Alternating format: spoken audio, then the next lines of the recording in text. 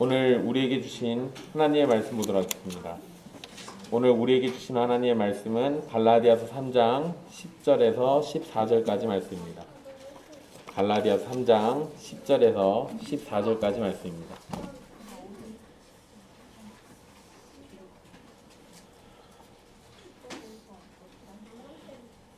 귀하신 하나님의 말씀 받들어서 읽도록 하겠습니다. 무릇 율법 행위에 속한 자들은 저주 아래에 있나니 기록된 바 누구든지 율법책에 기록된 대로 모든 일을 항상 행하지 아니하는 자는 저주 아래에 있는 자라 하였습니다. 또 하나님 앞에서 아무도 율법으로 말미암아 의롭게 되지 못할 것이 분명하니 이는 의인은 믿음으로 살리라 하였습니다. 율법은 믿음에서 난 것이 아니니 율법을 행하는 자는 그 가운데서 살리라 하였느니라. 그리스도께서 우리를 위하여 저주를 받은 바 되사 율법의 저주에서 우리를 속량하셨으니 기록된 바 나무에 달린 자마다 저주 아래에 있는 자라 하였습니다.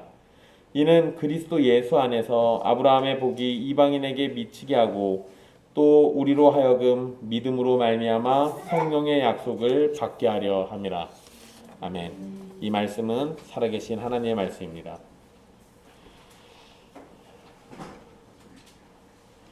지난 시간에는 바울이 아브라함과 관련된 일들을 통해서 의롭게 되는 것이 믿음으로 되는 것이고 믿음으로 말미암은 자들이 아브라함과 함께 복을 받는다는 것을 살폈습니다. 바울은 계속해서 율법의 행위가 아니라 믿음으로 하나님께서 예비하신 복을 받는다는 것을 강조하고 있습니다.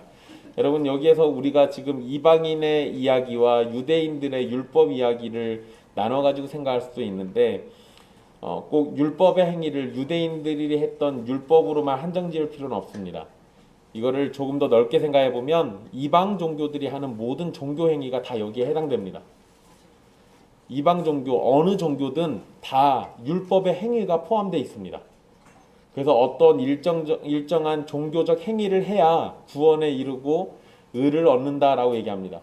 모든 종교들이 다 자기 자신이 신을 향해서 하는 섬김의 행동, 순종의 행동을 통해 가지고 구원을 얻으려고 하는데 유독 성경의 가르침만은 그것이 아니라 예수 그리스도를 믿는 믿음으로 된다라고만 얘기합니다. 그러니까 여기에서 그냥 우리가 갈라디아서 문맥 안에서는 율법에 대한 얘기가 분명하지만 이걸 넓혀가지고 생각해 보면 이 유대교뿐만 아니라 모든 종교가 다 여기에 해당된다라고 이해할 수 있습니다. 오늘 말씀에서는 믿음이 아니라 율법의 행위에 관해서 이야기를 풀어나갑니다. 먼저 율법 행위에 속한 자들은 저주 아래에 있다라고 선언을 하면서 시작하는데요. 이것은 아브라함과 함께 복을 받는 믿음의 사람과는 반대되는 상황입니다.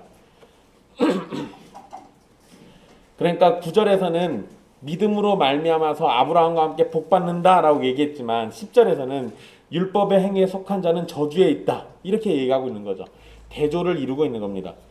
율법의 행위에 속한 자들이 저주를 받는 이유가 무엇입니까? 바울은 누구든지 율법책에 기록된 대로 모든 일을 항상 행하지 아니하는 자는 저주 아래 있는 자라고 신명기 27장 26절의 말씀을 인용해서 말하고 있습니다. 유대인들은 율법이 위대하고 그것을 행하는 사람은 구원을 받는다고 말합니다. 그러나 바울은 그렇지 않다는 것을 설명하기 위해서 신명기 말씀을 인용했습니다. 신명기 27장에서는 모세가 이스라엘 백성들에게 축복과 저주를 선언하는 말씀이 기록되어 있습니다. 그리고 신명기 27장 11절로부터는 저주에 관해서 선언이 쭉 나와 있는데요. 그 내용은 다 율법과 관련되어 있습니다.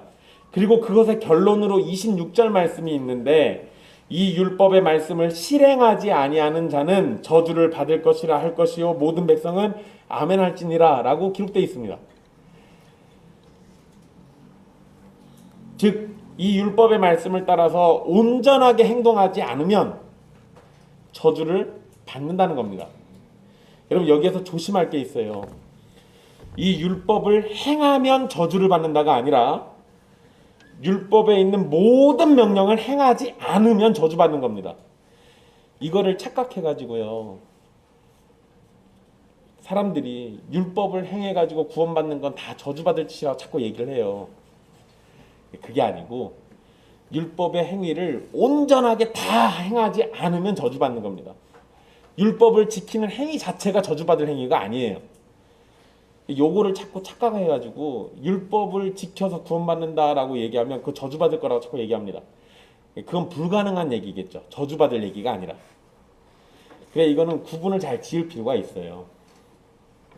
11절은 10절과 같은 의미를 말하고 있는데 약간 다른 시각으로 이를 설명하고 있습니다. 바울은 하나님 앞에서 아무도 율법으로 의롭게 되지 못할 것이라고 확신 가운데 말하는데요. 의롭게 하다라는 말 우리가 잘 아는 표현이죠. 칭의라고도 하죠. 이게 법정적인 용어입니다. 하나님 앞에서 바른 지위를 의미하는 뜻이기도 합니다. 그러니까 너는 죄가 없어, 너는 의인이야 라고 법정에서 선언할 때 하는 이야기고, 또 이걸 하나님 앞에서도 얘는 죄인이 아니야, 의로운 사람이야 라고 말할 때 그때 쓰는 표현이에요. 11절에서 율법으로는 누구도 의롭게 되지 못한다고 말하는 것은 율법의 행위로는 하나님 앞에서 바른 지위를 얻지 못한다는 의미입니다. 그러니까 칭의가 하나님 앞에서 바른 지위, 바른 상태, 이걸 의미한다라고 한다면 율법의 행위로 의롭지 되지 못한다라고 얘기하면 당연히 율법의 행위로는 하나님 앞에서 바른 지위 또는 바른 상태가 되지 못한다라고 얘기하는 거죠. 잘 보세요. 율법의 행위예요. 율법의 행위. 여기 여러분 11절에서 그냥 율법으로 말미암아 이렇게 돼 있잖아요. 저 말이 써지기는 율법인데 의미는 율법의 행위입니다. 갈라디아서 읽으실 때 이 부분 조심하셔야 돼요. 율법과 율법의 행위를 바울이 섞어가지고 쓰고 있습니다. 그러니까 읽을 때 우리가 그걸 구분지어서 읽어야 돼요. 그런데 우리는 지금 어렵죠. 근데 이 당시 사람들은 이게 구분이 잘 됩니다. 그러니까 그냥 이게 바울이 뭘 잘못 썼다거나 이런 게 아니라 그 당시에는 당연한 건데 2000년이 지난 우리가 읽을 때는 좀 어려운 거예요. 10절에서도 율법을 온전히 지키지 못하면 저주 아래 있다고 말했는데요. 마찬가지로 율법을 온전히 지키지 못하면 의롭다고 인정을 받지 못하는 것. 결국 말은 다르지만 의미는 같은 거예요. 하나님 앞에서 바른 지위를 얻지도 못하기 때문에 하나님과 함께 사는 것이 불가능하게 되는 겁니다. 그리고 바울은 율법으로는 의롭게 되지 못한다라는 그 근거를 뭘로 대고 있냐면 하박국 2장 4절 말씀으로 인용해서 근거를 댑니다. 의인은 율법의 행위가 아니라 믿음으로 삽니다. 의인이 율법으로 사는 것이 아니라 믿음으로 사는 거예요. 너무나도 명확한 얘기죠. 여기에서 여러분 그냥 우리는 의인은 믿음으로 살리라 이러면 의인은 믿음으로 사는가 보다 이러잖아요. 근데 이 표현이 그 두 가지 의미로 나눠져요. 의인이 믿음으로 사는 것인지 아니면 믿음으로 의롭게 된 자가 사는 것인지. 그래가지고 학자들은 또 그거 가지고 싸웁니다. 이런 거 나오면은 일단 싸우고 봐요. 나는 이거 해서 서로 싸워요. 그런데 여러분 보통 이렇게 두 가지 의견이 나오면은요, 두 가지가 다 가능하게 해석될 때는 그냥 두 가지를 다 받아버리시면 제일 편해요. 여기서도 두 가지를 다 취하면 의미가 굉장히 명확해집니다. 일단 여러분 믿음으로 의롭게 된 자가 살게 되고, 그렇게 의롭게 된 자는 계속해서 믿음으로 의롭다함을 받으며 살게 됩니다. 두 가지를 합치면 이렇게 돼요. 그러니까 제가 지금 말을 풀어서 이러는데요, 이렇게 그냥 이 말을 이해하면 이런 겁니다. 의롭게 되는 것이나 영원히 생명을 얻는 것은 율법의 행위가 아니라 둘 다 뭘로 얻는다? 믿음으로 얻는다. 조직신학에서 말하는 용어로 얘기하면 칭의는 믿음으로 얻습니다. 성화는 믿음으로 얻어요. 그 얘기를 지금 이렇게 풀어서 쓴 겁니다. 내가 의롭게 되는 거나 내가 하나님 앞에서 거룩하게 되는 거나 둘 다 뭘로 되는 겁니까? 믿음으로 되는 거예요. 그러니까 하박국의 말씀이 의인은 믿음으로 산다라는 말을 두 가지, 여기서 다양한 해석 두 가지를 다 적용하면 믿음으로 의롭게 된 자가 살게 되고, 그렇게 의롭게 된 자는 계속해서 믿음으로 의롭다함을 얻는 겁니다. 바울은 왜 율법으로 의로워질 수 없는지에 대해서 12절에 설명을 합니다. 이 부분에서 짚고 넘어갈 게 있는데요. 아까 제가 10절에서도 언급해 드린 건데 11절 말씀하면서 언급해 드린 건데요. 11절에서 그리고 12절에서 둘 다 계속 율법이라고 나옵니다. 그런데 여기에서는 율법이 아니라 율법의 행위예요. 그러니까 율법 그 자체를 가리키는 게 아니라는 겁니다. 요거를 오해하면요, 율법을 자꾸 저주해요. 그게 아닙니다. 그래서 여러분, 제가 여기 율법이라는 표현도 쓰고 율법의 행위라는 표현도 쓸 건데 11절 12절에서 율법의 행위를 의미할 때는 제가 율법의 행위라고 그냥 크게 설명하면서 설교 때 말씀드릴게요. 일단 12절에서 율법은 믿음에서 난 것이 아니다라고 우리 성경에 돼 있죠. 10절에서 살핀 것처럼 율법은 그저 그것을 행하는 사람이 완전한 순종을 할 것을 요구하고 있고, 그렇게 완전히 순종하는 사람은 살 겁니다. 그러니까 바울은 율법의 행위는 믿음에서 난 것이 아니라 행위에서 난 것이라고 말하고 있는데, 율법은 완전함을 요구하기 때문에 율법의 행위라는 걸로 구원을 받으려고 한다면 일단 완전하게 행하면 되는 거예요. 그러면은 의롭다함 받을 수 있습니다. 논리적으로는 그래요. 그런데 하나님께서는 믿음으로 의롭게 된다는 것을 또 계속해서 가르쳐주고 계셨단 말이에요. 구원은 사람이 율법을 지켜서 받는 것이 아니라 자비로우신 하나님께서 직접 은혜로 구원해 주실 때 받는 것임을 끊임없이 가르쳐 주셨습니다. 그러니까 복음의 말씀을 이제 그냥 믿기만 하면 되는 건데, 그걸 거부하고 계속해서 율법의 행위를 통해 가지고 구원을 받으려고 하기 때문에 율법이라는 건 믿음에서 난 것이 아니라고 지금 얘기하는 거예요. 그러니까 논리를 잘 보세요. 하나님이 율법을 주시고 이걸 완전하게 행하면 의롭다함을 받는 거예요. 그런데 그것이 우리에게 불가능하니까 하나님께서는 타락한 우리가 그걸 할 수 없으니까 믿음으로 의롭게 되는 걸 또 주셨습니다. 그런데 믿음으로 의롭게 되는 거 포기하고 안 된다고 하나님이 하신 율법의 행위로 구원을 받으려고 하니까 문제가 있는 거죠. 그러니까 이거를 지금 구분해서 자꾸 설명해주고 있는 겁니다. 그렇다면 여러분, 왜 인간은 율법을 온전히 지킬 수 없다라고 말하는 것일까? 이거 인간이 죄를 지었기 때문에 그런 거죠. 로마서 3장 10절 12절에서 언급되어 있습니다. 의인은 없나니 하나도 없으며 깨닫는 자도 없고 하나님을 찾는 자도 없고 다 치우쳐 함께 무익하게 되고 선을 행하는 자는 없나니 하나도 없도다. 여러분, 이 말씀은 바울이 시편 14편 1절하고 53편 1절을 인용한 겁니다. 바울이 그냥 만들어낸 게 아니고 이미 구약 성경에 써 있는 걸 갖다 인용해 갖고 온 거예요. 그러니까 그 얘기는 이미 구약에서도 선을 행하는 사람은 한 명도 없다는 사실을 알고 있었고, 그것을 이미 성경에 기록하면서 고백하고 있었어요. 이미 성경은 사람이 율법을 온전히 지켜가지고 구원받을 수 없다라는 사실을 계속해서 말하고 있었던 겁니다. 율법을 지켜서 구원을 얻겠다라고 한다면 그것 자체로 헛된 믿음인 겁니다. 하나님의 말씀인 성경을 믿는 것이 아니라 자신이 생각하고 자신이 옳다고 믿는 것을 믿는 것이기 때문에 헛된 믿음이에요. 이러면 안 되죠. 이러면 안 됩니다. 여러분, 이런 사람들 생각보다 굉장히 많습니다. 제가 신학교에 여기 한일장신대학교 있죠. 거기 처음 갔을 때 제가 그 아세아연합 신학대학교라고 저 양평에 있는 신학교를 다니다가 이쪽으로 편입해서 왔어요. 근데 그쪽에서는 그래도 좀 덜 그랬는데 여기 오니까 성령님이 귀에다 말하는 사람들이 많아요. 저 무서워 죽는 줄 알았습니다. 저한테 와가지고 자꾸 막 그 성령님이 지금 저를 사랑하라고 그랬다고 자꾸 그래요. 그래서 남자끼리 그러면 하나님이 싫어하십니다. 이게 머리 뻗어지신 분이 자꾸 저한테 사랑한다고 자꾸 그러시더라고요.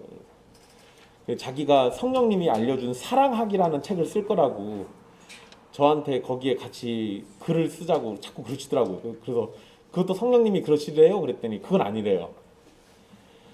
무서워 죽는 줄 알았어요. 성경에 써 있는 거 상관없이 자기 소견에 오른 대로, 자기 생각에 오른 대로 믿는 사람들이 굉장히 많습니다. 그거 아니라고 얘기해줘도 절대 안 들어요. 어떤 사람은 40일 금식기도 하고 신학교 오신 분도 있어요. 40일 동안 물만 먹고 살으라고 하면 살겠습니까? 그분 대단하신 거예요. 근데 그분이 그 대단한 일을 하고 난 다음에 그걸 자기 의로 떠들고 다녀요. 나는 이랬던 사람이라 40일을 금식했어. 그러면서 기도하면서 성령 받았다고. 여러분 그런 사람들 제일 조심하셔야 돼요. 내가 뭐 해가지고 은혜 받았다는 사람들이 제일 위험합니다. 뭔가 능력 있어 보이고 신비로워 보이고 하나님이 굉장히 사랑해 주는 것처럼 보이지만 그 사람들 다 사기꾼들이에요. 한 번도 예외가 없었어요. 성경에 써 있는 대로 믿는 게 우리에게 가장 큰 유익입니다. 내 마음 가는 대로 믿지 마시고 성경이 알려주는 대로 믿어야 돼요. 율법의 행위는 내가 할 수 있다고 말하고 믿음은 내가 할 수 없기 때문에 하나님을 신뢰하라고 말하는 겁니다. 달라요. 내가 돌을 닦아가지고 내가 참선을 해서 명상을 해가지고 뭔가 얻어내려고 한다.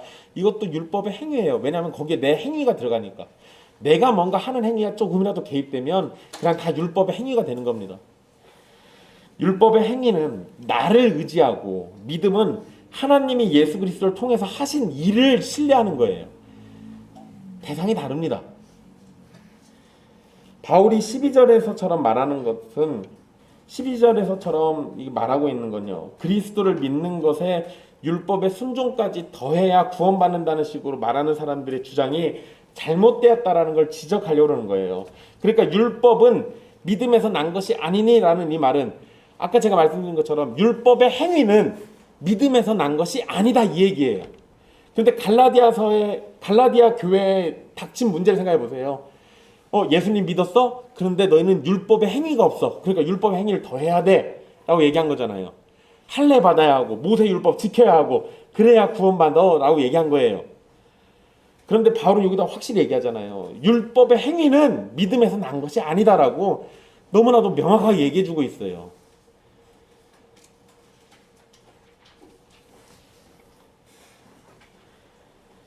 만약에 그 거짓 선지자들 말이 맞다고 하잖아요. 그러면 하박국 선지자가 틀린 겁니다. 둘 다 맞을 수가 없어요. 둘 중에 하나는 틀린 거예요. 그렇다고 한다면 하박국 선지자가 틀려버리면 뭐가 또 틀린 거예요? 성경이 틀린 거예요. 성경이 틀렸다고 해버리면 우리의 믿음도 다 틀린 겁니다. 그럼 여러분 답은 쉽죠? 성경은 틀릴 일이 없으니까 그러면 그 거짓 선생들이 틀렸겠죠. 하나님의 말씀이 틀릴 수는 없으니까 그럼 거짓 선생들이 틀렸겠죠. 의인은 믿음으로 사는 겁니다. 그런데 여러분 12절을요 우리가 달리 이해할 수도 있습니다. 어떻게 하냐면요. 만약에 이건 만약이에요. 성경에는 그렇게 안 써 있습니다. 만약에 율법의 행위가 믿음에서 난 것이라면 그 사람은 율법의 행위로 사는 걸까요? 아니면 믿음으로 사는 걸까요? 다시 12절 말씀 잘 보시면 율법은 믿음에서 난 것이 아니니라고 했잖아요. 근데 제가 12절의 율법은 율법의 행위라고 말씀드렸습니다. 그러니까 율법의 행위는 믿음에서 난 것이 아니다라고 딱 못 박아서 얘기했어요. 그런데 만약에 이걸 바꿔서 율법의 행위가 믿음에서 났다라고 하면 그럼 그 사람은 율법의 행위로 사는 거예요? 믿음으로 사는 거예요? 믿음으로 살죠. 제가 왜 이걸 갑자기 뒤집어서 얘기하냐면요. 율법의 행위가 믿음에서 난다면 그것은 믿음으로 살면서 믿음이 율법의 행위로 드러나는 거라고 얘기할 수 있어요. 여러분 우리 믿음에 세 가지 요소가 있다고 그랬죠. 지식, 동의, 신뢰. 근데 이 신뢰는 무엇을 가지고 온다고요? 순종이라는 걸 가지고 와요. 그러니까 바울은 여기서 아니다라고 못 박아서 얘기했는데 이거를 진짜 참된 걸로 바꿔가지고 얘기하면 진짜 참된 믿음은 율법의 행위라는 순종이 따라와요. 그런데 여러분, 구원은 믿음으로 받는 것이 분명하고 그 믿음은 하나님의 말씀의 순종이라는 열매를 가져오는 겁니다. 그러니까 율법의 행위로 구원받는 게 아니라 율법의 행위가 만약에 믿음에서 났다라고 하면 그냥 믿음으로 구원받는 거죠. 그럼 율법의 행위는 그 믿음에 따른 결과예요. 믿음에 따른 결과. 이걸 논리적으로 이해를 못하니까 무슨 일이 벌어졌던 겁니까? 행함이 없는 믿음이라는 게 튀어나온 거예요.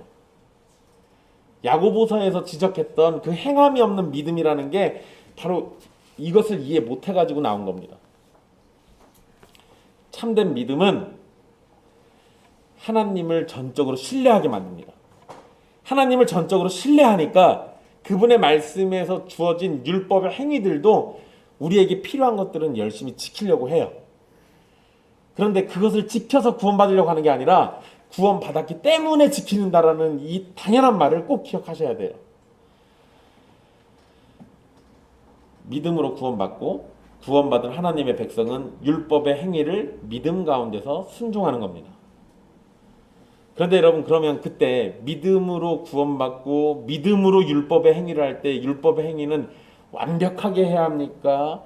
아니면 좀 모질라도 괜찮습니까?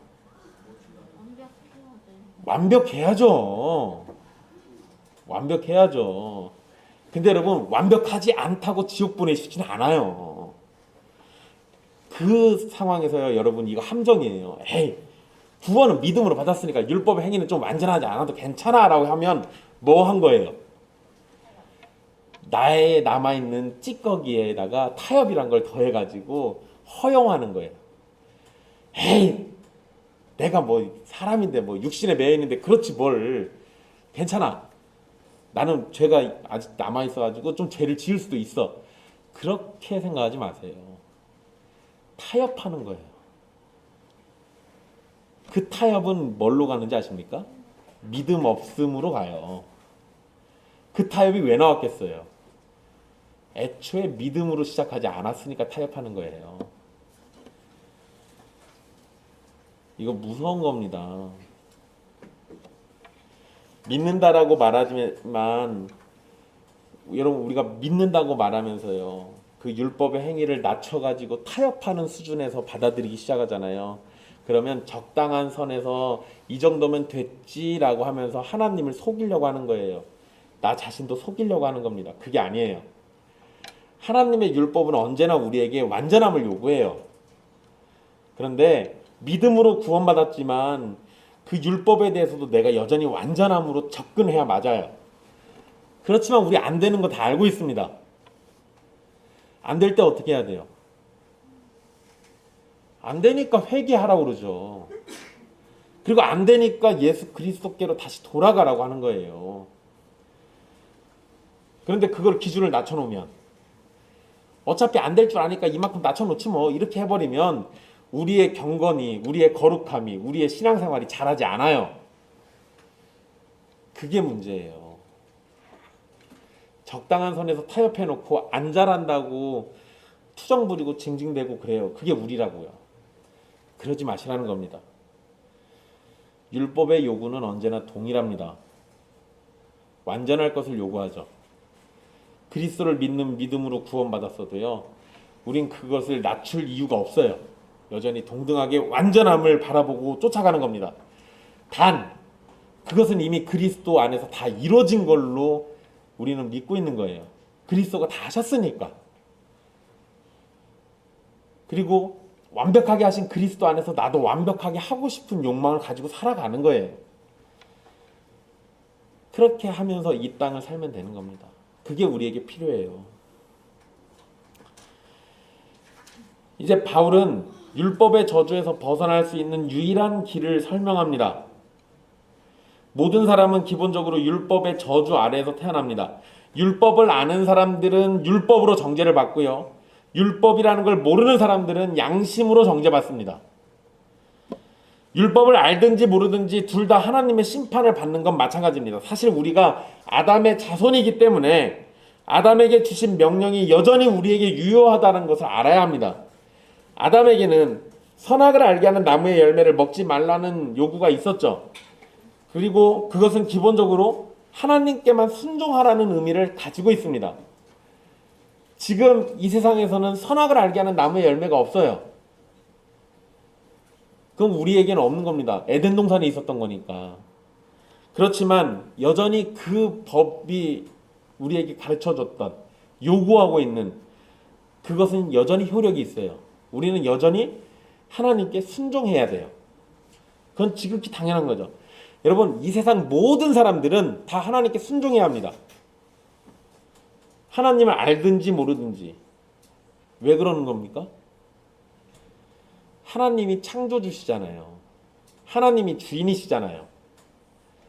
그러니까 예외 없이 다 하나님께 순종해야 돼요.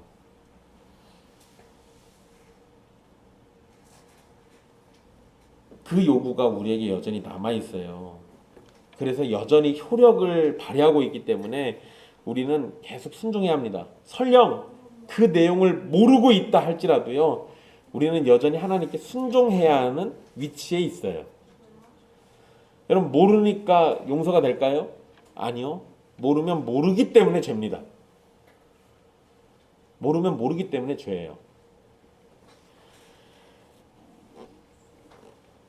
이러한 상황이니 선을 행하지 않는 우리는 완전한 순종을 하지 않았기 때문에 율법의 저주 아래에 누구나 다 매여 있는 겁니다. 바울은 율법의 저주는 오로지 우리를 위해서 저주를 받으신 예수 그리스도를 통해서만 해결되는 거라고 말하고 있습니다. 그리스도는 우리를 속량하셨다라고 표현하죠. 속량이라는 말은 기본적으로 구원하다라는 의미가 있는데, 이것은 무엇인가를 구하거나 되사온다라는 의미로 값을 지불했다는 의미가 포함되어 있습니다. 즉 율법의 저주는 죄에 대한 형벌을 요구하는데 그것을 예수님께서 다 지불하셨다라는 거예요. 그래서 속량이라고 표현하는 겁니다.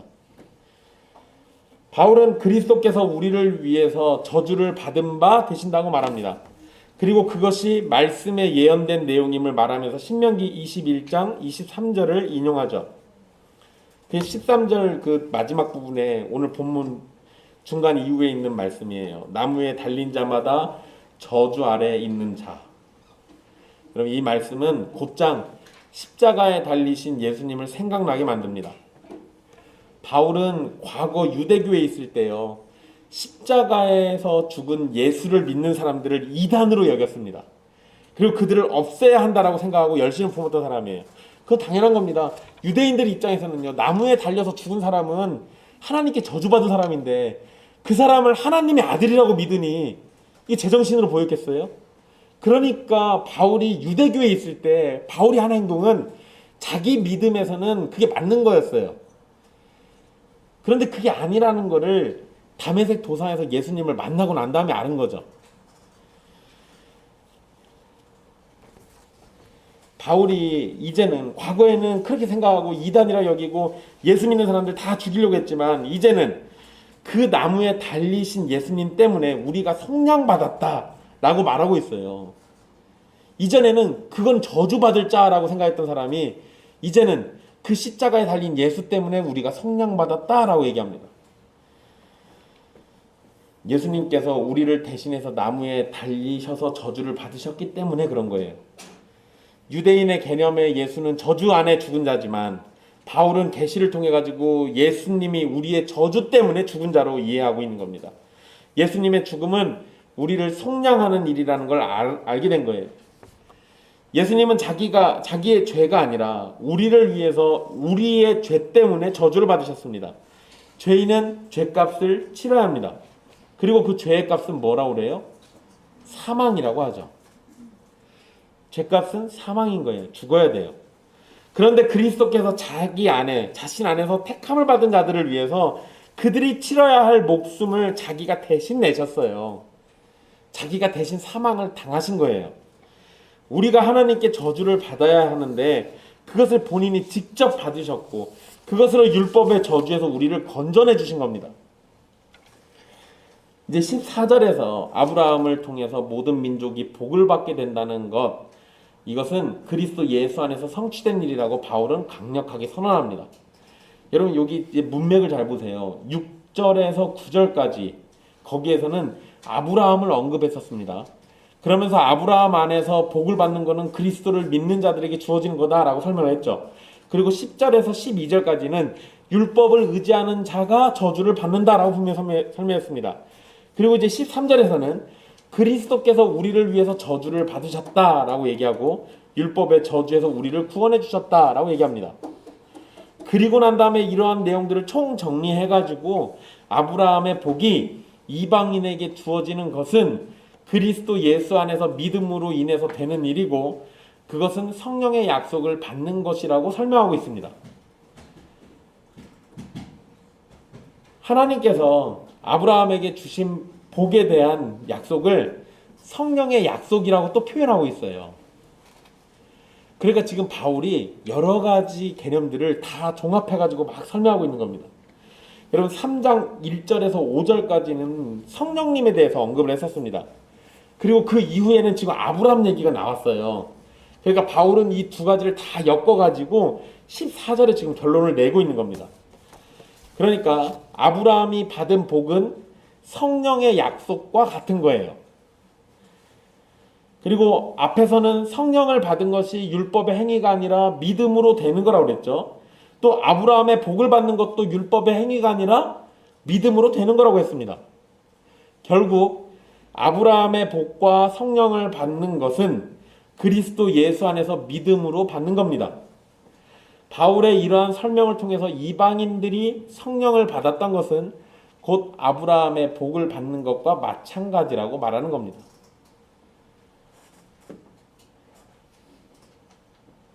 바울은 6절에서 9절까지 이 말씀에서 아브라함의 복을 말했고 또 10절에서 12절에는 율법의 저주를 말했습니다.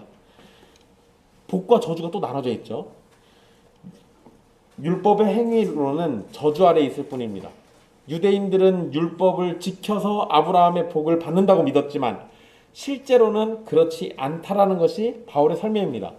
아브라함의 복을 받는 것은 13절에 써져 있는 것처럼 우리 대신 우리를 위해서 속량이 되어주신 예수님을 믿는 믿음으로 되는 거예요. 그래서 아브라함의 복을 받는 겁니다. 그러니까 율법의 행위가 아니라는 것을 너무나도 명확하게 설명해주고 있는 거예요.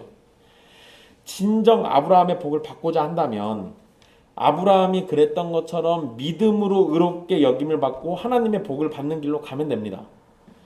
유대인들은 율법을 순종하면 복을 받고 율법에 불순종하면 저주를 받는다라고 생각했습니다. 그 기준은 율법이죠. 그런데 바울은 바로 그러한 이해를 거부합니다. 복과 저주가 율법에 의해서라고 보지 않았던 겁니다. 엄밀히 따지면 율법에 의해서도 됩니다. 율법을 완전하게 행했을 때는 가능해요. 근데 그게 아니잖아요. 그러니까 아니라고 그냥 얘기해버리는 거예요. 그리고 여러분 복은 하나님에 의해서 받는 거고 저주는 율법에 의해서 받는다고 지금 이해하고 있습니다. 복은 하나님의 은혜 때문에 그런 거고 저주는 율법에 대한 불순종 때문에 그런 겁니다. 할례를 받아야만 하나님의 백성이라고 주장하는 어떤 이들 때문에 갈라디아 교인들이 속아 넘어갔고 그들은 할례를 받아야만 아브라함의 자손이 되고 하나님의 백성이 된다고 생각했습니다. 그러나 바울은 아브라함의 자손이 되는 것은 아브라함에게 약속된 복을 받는 것은 그리고 성령을 받는 것은 모두가 다 오직 예수 그리스도를 믿음으로만 되는 것이라고 강력하게 설명하고 있는 겁니다. 여러분 이거 오늘날에 우리하고 가까운 걸로만 이해해 보면요. 천주교는 세례 안 받으면 천국 못 가요. 실성례라고 그래가지고 7가지 성례가 있어요. 거기에서 일반 평신도들에게 해당되는 거 다 받아야 합니다. 여러분 죽기 전에 종부성사 안 받으면 천국 못 가요. 그러니까 신부님한테 잘해야 돼요. 신부님 마음 상해가지고 종부성사 안 해주면 여러분 지옥 가셔야 돼요. 그리고 기독교는 괜찮아요. 여러분 목사하고 사이가 좀 안 좋아도요. 목사가 죽기 전에 기도 안 해줘도 천국 가는데 지장 없어요. 예수님을 믿으면 되는 거니까. 그런데 우리 개신교 안에도 그런 거 있죠. 죽기 전에 세례 안 받으면 천국 못 갈까 봐 겁나가지고 세례 받는 거. 숨 넘어갈 때 목사님 빨리 오라 그러죠. 기도해달라고. 도대체 뭐가 무서워서 그래요? 제가 기도하면 지옥 갈 사람이 천국 갑니까? 그런 거라면 제가 3일 밤낮을 수고해서라도 기도해 드릴게요. 근데 그게 아니잖아요. 보세요. 우리도 믿음으로 구원받는다고 해놓고 알게 모르게 율법의 행위가 우리 안에 들어와 있어요. 되게 무서운 거예요. 겁내지 마십시오. 목사의 기도보다 하나님의 아들이신 예수 그리스도가 붙들고 있는 게 더 강력하지 않겠습니까? 그럼 저한테 기도해달라고 하지 말고 예수님한테 도와달라고 하시면 돼요. 그게 맞는 겁니다. 어쩌면 우리도 갈라디아 교회가 넘어간 것과 같은 거짓된 생각에 이미 물들어 있는 걸지도 몰라요. 율법을 행하는 자는 그 가운데서 살게 됩니다. 그것은 율법을 완벽하게 지킬 때 가능한 말이죠. 결국 의롭게 되기 위해서요. 율법을 지키려는 사람들은 실패할 수밖에 없습니다.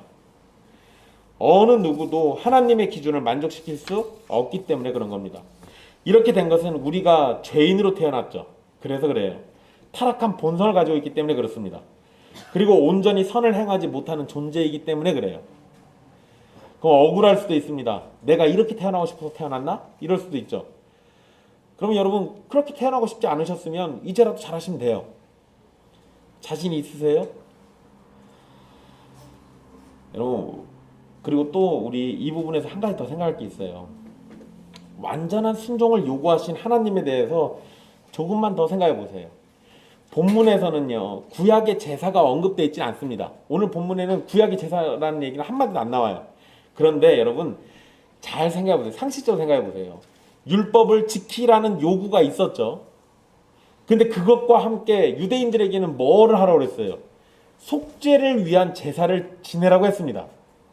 율법 완전히 지키라고 해놓고 그러면 산다라고 얘기해놓고 또 속죄를 위한 제사도 주셨어요. 이거 왜 그러겠어요? 율법을 완전하게 지켜라 라고 해놓으시고 죄 때문에 완전하게 못 지키면 제사 지내라 라는 제사 지내는 길을 만들어 놓으셨다고요. 이거 왜 그러셨겠어요? 못하니까. 완전히 율법 못 지킬 거니까.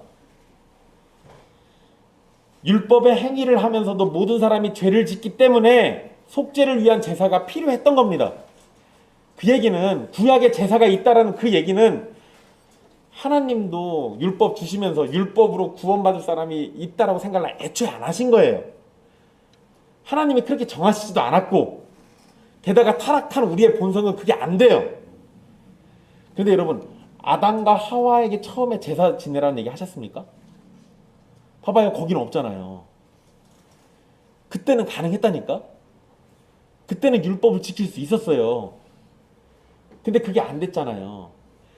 그리고 제사가 제일 먼저 등장한 게 언제입니까? 아담과 하와의 아들 가인과 아벨이 드린 제사잖아요. 그때부터는 제사가 나와요. 하나님께 나아가기 위해서는 제사가 필요해요.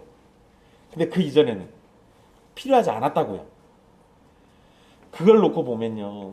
율법을 주시면서도 우리한테 제사를 주신 이유는 율법으로는 하나님께 나아갈 자가 아무도 없다라는 걸 알고 계시니까 그런 거예요. 너무나 당연한 거죠. 그럼 이렇게 생각하면요. 율법의 행위를 하면서도 이것으로 구원받는다라고 믿는 사람들은 율법의 행위를 통해서 구원받는다라고 믿는 사람들은요. 그건 제사도 지내야 돼요. 그게 하나님이 생각하신 법칙이니까. 제사를 통해서만 죄값을 치를 수 있다는 것을 생각해 본다면 우리가 아무리 율법을 지켜서 순종하려고 해도 완전히 해결되지 않는 죄값이라는 것이 계속 우리를 따라오고 있다는 것을 알려주는 겁니다. 만약에 할례를 행하고 율법을 지켜서 구원받는다고 가르친다고 하면 이방인들에게 제사도 지내야 한다고 가르쳤어야 맞아요. 그런데 유대인들은 이방인들에게 제사 얘기는 안 해요. 진짜 나쁜 거야. 아니면 하나님 말씀을 모르든지. 바울은 바로 그러한 점을 꼬집어서요. 예수 그리스도께서 우리를 위해서 대신 저주받고 대신 죽으셨고 우리를 율법의 저주로부터 속량해 주셨다라고 얘기하면서요. 여기에서 제사 얘기는 안 나오지만 예수님이 뭐가 되신 거예요? 우리의 속죄제가 된 거예요. 아무리 율법을 지킨다고 해도 완전할 수 없는 인간은 결국 제사가 필요합니다. 그러나 해마다 드리는 제사는 완벽하지 못하기 때문에 절기마다 제사를 지내고 또 죄를 지을 때마다 제사를 드려야 했습니다. 하지만 예수님께서 드리신 제사는 단번에 우리의 죄를 완벽하게 해결해 주신 제사예요. 그 히브리서에 나오는 말씀이죠. 그러면 해마다 불완전한 제사를 드리면서 동시에 율법의 행위까지 해야 하는 것과 예수님께서 단번에 드리신 제사와 함께 그분이 행하신 순종의 삶을 믿음으로 받는 것 중에서 어떤 것이 더 올바르고 편할까 생각해 보십시오. 예수님께서는 수고하고 무거운 짐진 자들을 자신에게 와서 쉬라고 하셨죠. 그리고 예수님이 주시는 멍에는 쉽고 짐은 가볍다라고 말씀하셨습니다. 율법의 행위로 구원을 받으려는 사람은 결코 쉽고 가벼운 짐을 지는 게 아닙니다. 사람이 도무지 감당하지 못할 짐을 짊어지고 구원을 받겠다고 하는 것과 같은 거예요. 여러분 살면서 한 번도 거짓말 안 한 적 있습니까? 아니요, 아니요. 근데 아빠. 거짓말은 아니더라도요. 과장되게 부풀려서 이야기한 적은 없어요?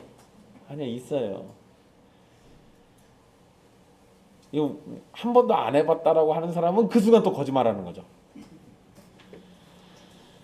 내 것이 아닌 것을 가지려고 한 적은 없습니까?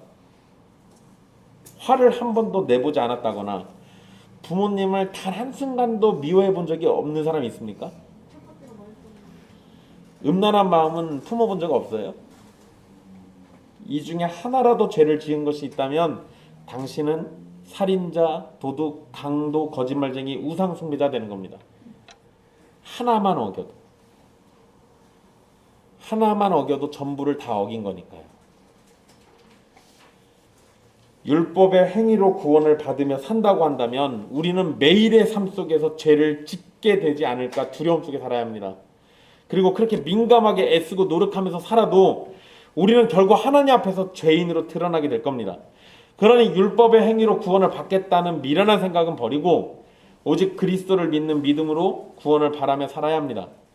우리의 믿음은 보잘것없으나 믿음의 대상이신 예수 그리스도께서는 완전하신 분으로 우리를 위해서 저주를 받으셨고 우리를 율법의 저주에서 건져주셨고 우리를 아브라함에게 약속된 복을 받을 자로 세워주십니다.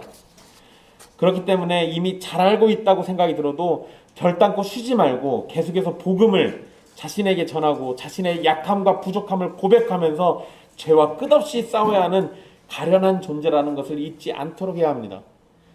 그리고 그렇게 가련한 존재이기 때문에 우리를 구원하시는 그리스도를 전적으로 신뢰하고 믿으면서 그분 안에서 참 자유와 평안을 찾기를 힘써야 합니다.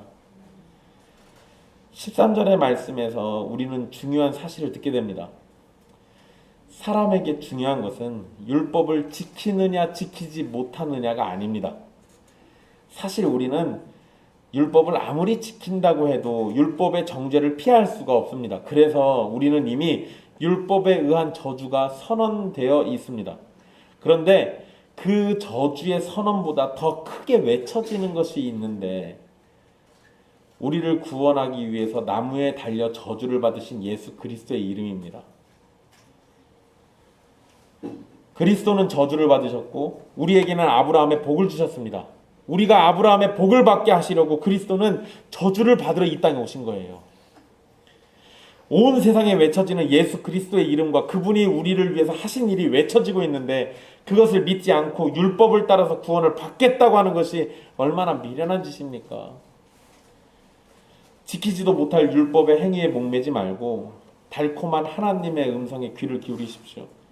복음으로 우리에게 구원을 허락하시는 하나님의 사랑에 귀를 기울이시면 됩니다. 사랑하는 형제 자매 여러분, 무시무시한 사형틀 위에서 선언된 하나님의 사랑이 담긴 음성이 들리십니까? 그리스도께서는 우리를 위해서 저주를 받으셨습니다. 여러분이 택한 자라면요, 누군가를 위해서 저주를 받은 게 아니라 나를 위해서 저주 받으신 게 돼요. 나를 위해서. 율법의 저주에서 우리를 속량하기 위해서 예수님이 직접 저주 받으셨습니다. 그래서 우리는 죄값을 그리스도께 넘기고 그분은 완전한 순종으로 얻으신 의를 우리에게 주십니다. 그리고 우리는 하나님의 법정에서 죄가 없는 의인이라고 선언되고 아브라함의 복에 참여하는 겁니다. 주님께서 이 복을 저와 여러분에게 주시기를 소망합니다. 이 아름다운 주님의 복음이 우리 앞에 있는데 이것을 버리고 율법의 행위로 구원을 받으려는 일체의 행동을 버리고 오직 삼위 하나님, 그 중에서도 우리 주 예수 그리스도께서 하신 일을 날마다 묵상하십시오. 그분은 우리를 속량하셨습니다. 우리는 예수님으로 인해서 살게 됩니다. 우리를 살리시고 구원하시는 주님을 기뻐하십시오. 우리의 어설픈 행위가 아니라 예수님의 완전한 순종과 죽으심이 우리를 성령의 약속 안에 있는 자들로 불러주시는 겁니다. 이러한 은혜 주신 하나님을 찬양합니다. 기도하겠습니다.